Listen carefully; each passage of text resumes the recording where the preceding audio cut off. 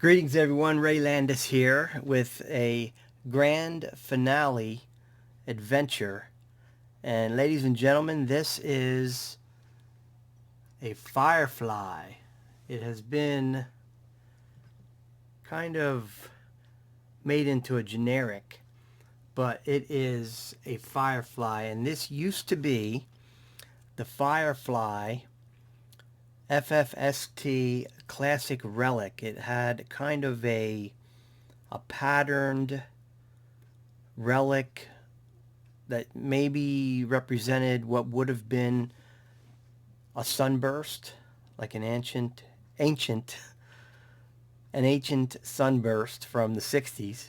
And this one has been completely redone, and I'm going to call it the Firefly Relic Reimagined.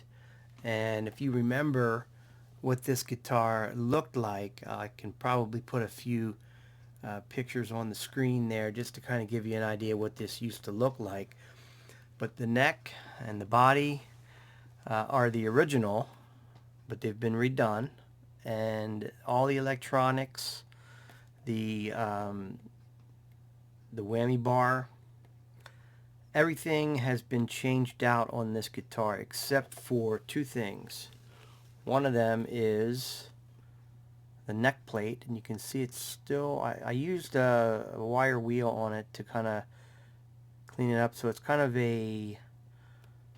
like a brushed metal look. And then the other thing that's original you can't see because it's inside, it was that block. So that block was attached to a new bridge. We have brass saddles. I'm going to show you the pickups in another part of the video. So I've got some pieces that I'm going to kind of put together to give you an overview of some of the things that were done to it as far as sanding it down. But just to kind of give you a recap, this body was sanded all the way down almost completely to bare wood. There was a little bit of finish left on it, and my wife took it and she went ahead, and you can see right here there is like a deeper blue, and then you have another color that's kind of mixed in with that, and that's like a kind of copper color, and then you have this lighter blue. And once she got everything kind of sanded, now keep in mind, this is not designed, changed over, reimagined to be an actual relic. I would kind of say it's more like a piece of an old ship that was washed up on the beach. So it's reimagined, and you can see it's very shiny. Everything is new. The finish is shellac, and then after the shellac dried, which doesn't take very long, there was gun oil put on top of that. So the finish is very shiny, very nice, not intended to be a true relic, more of a, you may call it a shabby chic, but it has a new and a nice feel to it. So it feels clean and new and nice, but it does also incorporate some of the neat things that are part of a relic. And this one actually was able to have a floating trem. This trem works. The pickups are kind of vintage voiced, maybe just a little hotter than vintage. They're in like the 6 range, 6K, 6.2, somewhere in that area. And the nut is the same. It's just been recarved a little bit. And then the tuners were changed out to a classic split shaft tuner.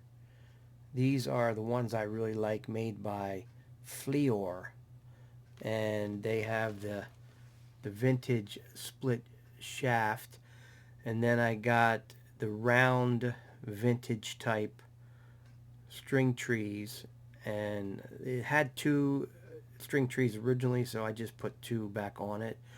But this also, as you recall, has the famous doo, doo, doo, the stainless steel ball end frets, and everything on this guitar has been dialed in. It is a really nice playing guitar. I think Firefly to me is one of the best budget guitars, money for appointments and quality, because you can see it's got the cutaway, it's also got the contoured heel joint. I had a brushed aluminum in blue to cover the back. That actually came from another guitar that was a hardtail. I didn't need the back plate, so I was able to move it over to this. So that worked out nice. But this guitar is so nice. It plays like a dream. I'm going to play it for you a little later, but I want to just go through some of the things that I did to it to get it to this point. And I want to say again, Firefly I think is one of the best modding platforms, and for this being one of their Relic guitars, this was a lot of fun to modify, and it was just a pleasure to find kind of where all that rested. Because when you do this kind of work, it's planned, but you don't really know where it's going to land. It could be anything, and you may have to redo some things, but this one turned out so nice, and I'm just so grateful that I'm going to keep this one in my collection because I like it a lot. I haven't named it yet. Right now I'm calling it the Firefly Relic Reimagined. This neck had all kinds of irregularities that they did to make it like a relic, but none of the parts now are relic. Only the body has a hint of relicing, but again, it's not. This is not redesigned to be a relic. It's just kind of a piece of art that I, to me, I think it's really cool. And some of you may hate this. That's okay. You're entitled to your opinion, but I really enjoyed putting this guitar together, and I think it looks fabulous. So I'll just go ahead and show you some of the things I did to it, and hopefully this will encourage you to try some of these things on your own. Again, I like the idea of using a finish coat of shellac and then putting gun oil over that, because that gives you almost like a buffed look. Now you do have some grain, but if you had a really smooth body and you did it, you might be able to get rid of that grain. But this right here, I'll tell you, it feels so silky and nice. And so let me go ahead and show you some of the things I did to it. So the body has been completely sanded and is ready for finishing. I originally used a palm sander and used 60 grade paper to get all of the patterns off that were part of the relic theme. And then I left a little bit of this finish on. I don't think that's going to hurt anything. It feels kind of porous. It's going to be primed anyway. And after I used the 60 grade paper, I went back with a couple other grades of paper and worked it down to a real nice smooth finish. And then I used one of these sanding blocks. This is a 320 to get all around the horn and everything, both horns, and get all these areas real nice and smooth. And it's ready to be finished now, so I'm going to go ahead and tape off the neck pocket and get it mounted onto a piece of wood so that it can be finished. I also want to mention too that this particular body configuration had a point that came out here, and it was the same level as the top of the body, and with that point being there, the new loaded pickguard did not fit in. So I took a Dremel and I went ahead and I I worked this down a little bit, and that's of course all going to be covered with shielding tape, and it's now very accessible for all the parts to go in, and then everything of course will be covered with the pick guard. These are the pick guard screw holes here, and as you notice, when you have a wheel for the truss rod, basically there's a notch cut out at the neck humbucker route, and this body is routed for a single hum, but it's going to have 3 singles, so it's ready to go to be finished. I wanted to do a little comparison between the original pick guard that came on this Firefly Relic and the pick guard that I'm going to put on it, and I'll call these loaded pick guards because that's what they are. This is the original, and if you look at the pickup resistance on this, the neck pickup gauged in at 2.99, the middle pickup 2.99, and the bridge pickup 6.27. But strangely, they have this wired with 500K pots, and if you can see the capacitors, I don't know if you can read that or not, but I believe, let me see if I can turn it this way, maybe get a look at it.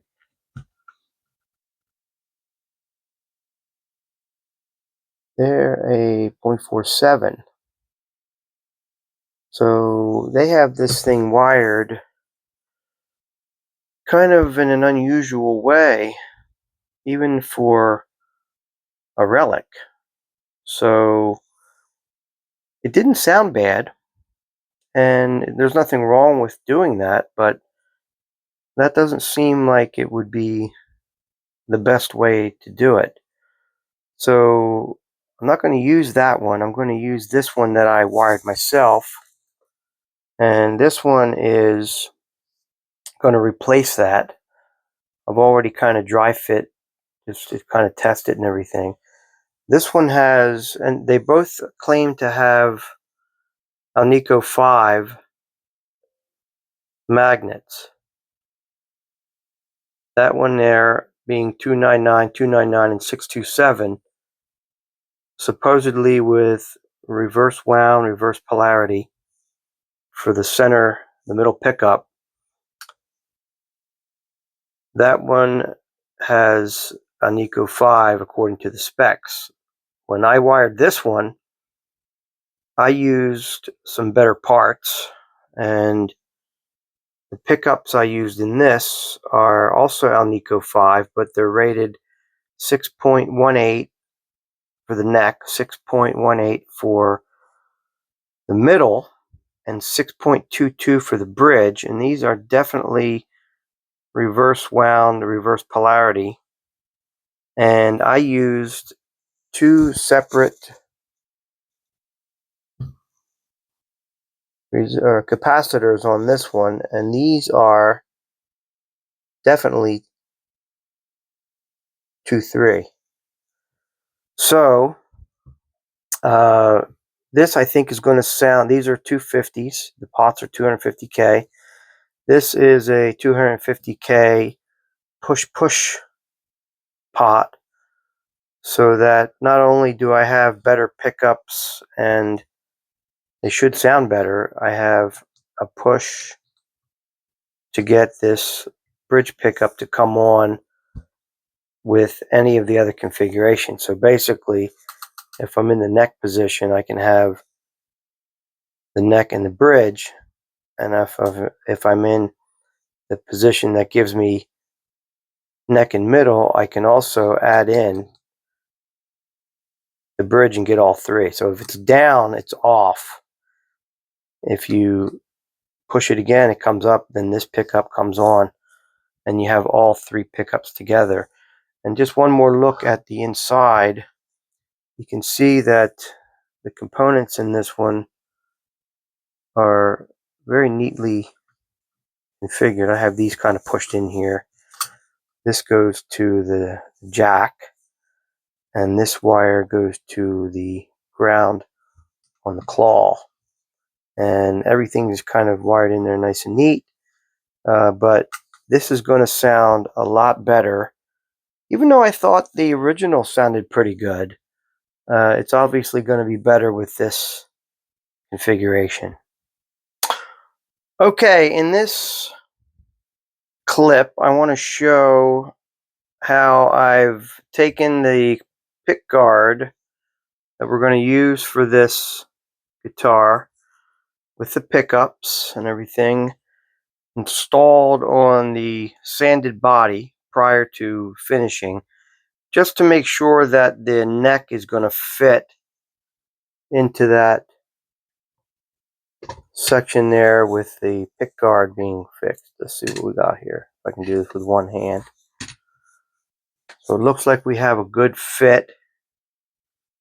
We can access the truss rod wheel, and you can see just a little bit of a marring effect that I got on the edge there. It's not that easy to take these pick guards and reshape them, but once the strings are on and everything's finished in the right color and ready to play, you'll not notice that. And pick guards, sometimes they get scratched up naturally because that's what they're for. They're a pick guard. So everything's looking like it's going to fit, and we'll move on to the next step. All right, this is the body. It's been painted with several different coats of paint, and the base coat was like a navy blue, and then there was like a copperish color, and then the light blue that you see. And I've put on this so far 2 coats of the Zinsser Bullseye Shellac, and that's just as a sealer to get all of these different types of paint to kind of have a consistent adherence. I guess that's what you would say. And this isn't designed to be a relic. It's not going to be a relic in terms of the type of wear that a relic would have. But instead, I'm going to go for kind of like a beach theme, maybe shabby chic, because all of the parts that are going to go on this body are going to be new parts. They're not going to be aged. And the body itself will have a nice gloss coat. I'm going to use gun oil on top of the shellac. See how that works. So that's going to be coming up. Alright, so I've got the body all ready to go. And what we've done to it so far, and you can see how shiny it is. It's not meant to be a true relic. It's meant to be something different. A little bit of an impressionist, almost like a piece of wood that has washed up on the beach and has been restored in some way. So we've got jack boat ready to go for that. We've got the bridge, and it's hopefully going to work as a regular tram. And then inside of the body cavity, I have put shielding tape. So at this point, we're getting very close to being able to reassemble everything, and it's looking pretty good so far. All right, so if you've been encouraged by this reinvention or reimagined version of the Firefly FFST Relic guitar, and you may feel like you want to launch out and try something like this on your own, I'm going to ask that you subscribe to the channel, Give me a thumbs up, comment, and share this video. And I will see you next time for the next guitar adventure. Take care.